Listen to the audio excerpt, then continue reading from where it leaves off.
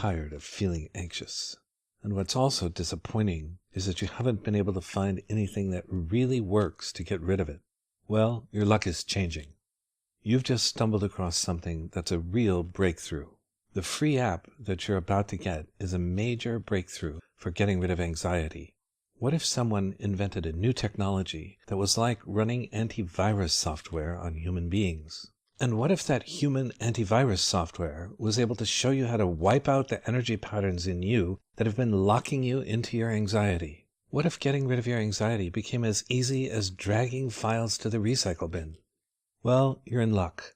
That's exactly what the Vaporize Your Anxiety app teaches you how to do. You already know about the things that don't work. You know that anti-anxiety drugs only temporarily mask the symptoms. They don't really solve the problem. And even if they do help, they often have negative side effects. And traditional therapy doesn't work very well either. You've either tried it yourself and it didn't work for you, or you know people who've gone to therapy for years and still have their problems. The traditional approaches don't work because they are approaching the problem at the wrong level. New scientific research makes it clear that the cause of anxiety is not chemical imbalances in the brain, as Big Pharma would like you to believe. What they know, but are not telling you, is that the chemical imbalances are the result of the anxiety, not the cause. It's the other way around. The now famous ACE study is a landmark study that proves beyond a shadow of a doubt that the real cause of anxiety, and many other mental and physical health problems, is unresolved childhood traumas. ACE stands for Adverse Childhood Experiences. The ACE study had over 17,000 participants. The study surveyed people for how many categories of adverse childhood experiences they had. Findings? The higher your ACE score, the more likely you are to have anxiety and a whole bunch of other problems. ACEs are much more common than was previously realized. The higher your ACE score, the shorter will be your life expectancy. ACEs don't tend to self-heal over time. The researchers of the ACE study created the following chart to help understand the findings and the gaps in our scientific knowledge.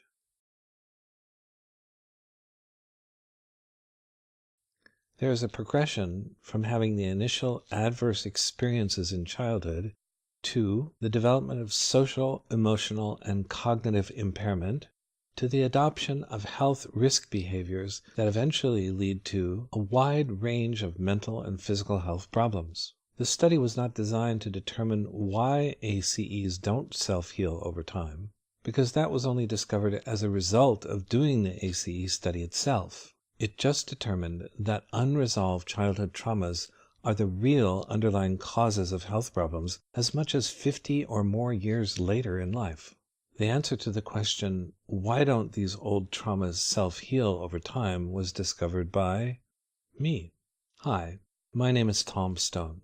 I had a very pressing need to figure out why people are not able to self-heal from trauma.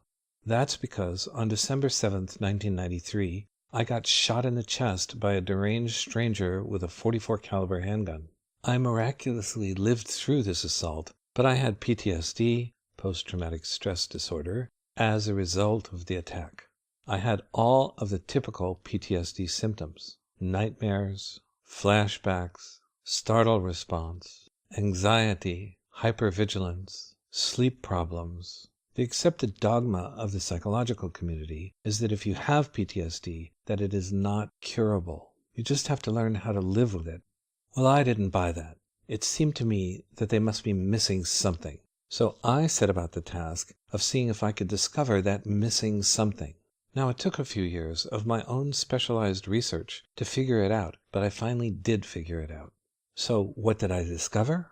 It turned out to be simple. Of course, many of the best things are really simple. When we are little, we all get emotionally overwhelmed many, many times. We hate this. Everybody hates this. And everyone decides to avoid being emotionally overwhelmed as much as possible. The main way that we do that is to suppress the experience of the emotional pain.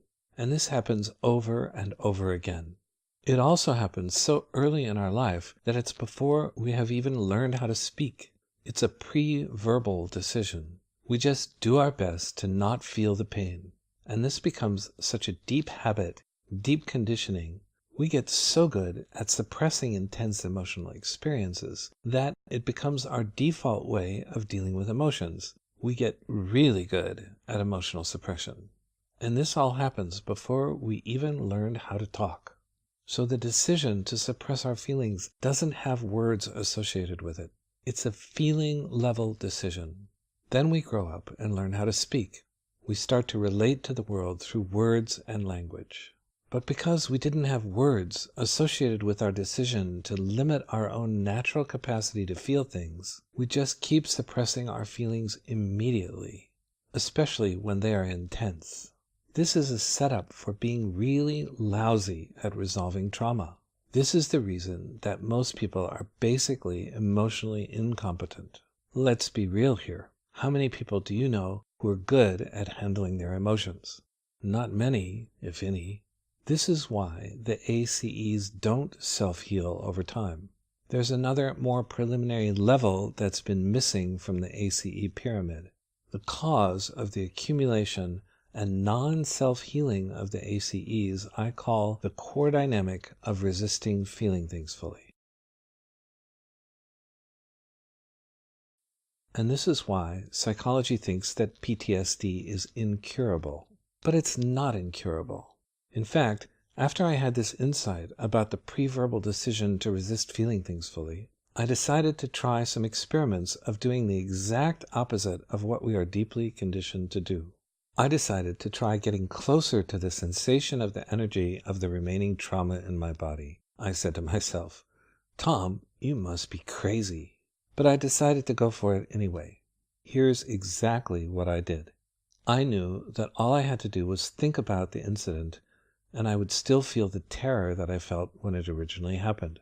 I did that, and sure enough, I could feel the sensation of the terror feeling in my chest. So I decided to focus on the strongest area of the sensation that was right in the middle of it.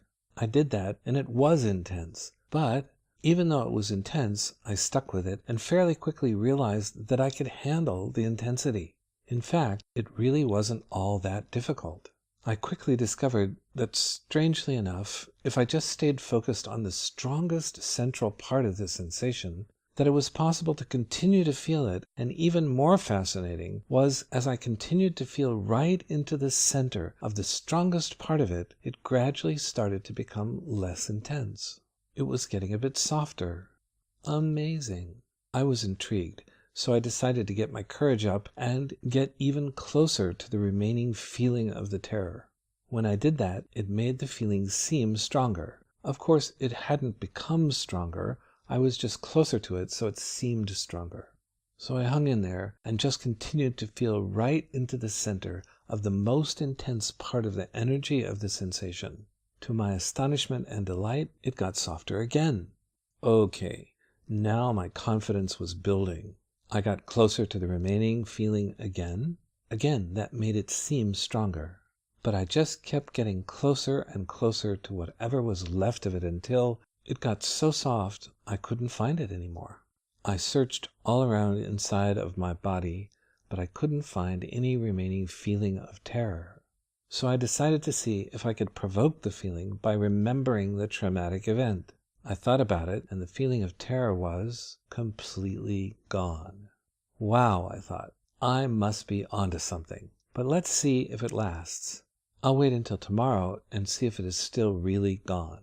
When I woke up the next morning, I thought about the getting shot incident again, and there was still no terror. Certainly I could still remember the events, but I didn't feel that old familiar feeling of the terror.